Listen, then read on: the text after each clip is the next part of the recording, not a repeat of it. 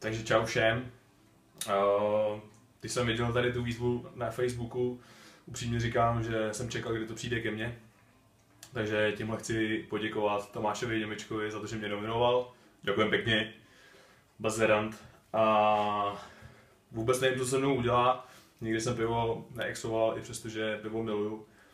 Tak bych chtěl nominovat dál a nominuju svý kamarády Jan Clear alias a.k.a. Leoš.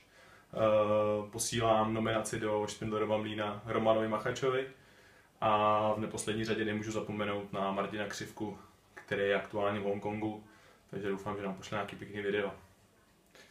Takže na zdraví, pánové.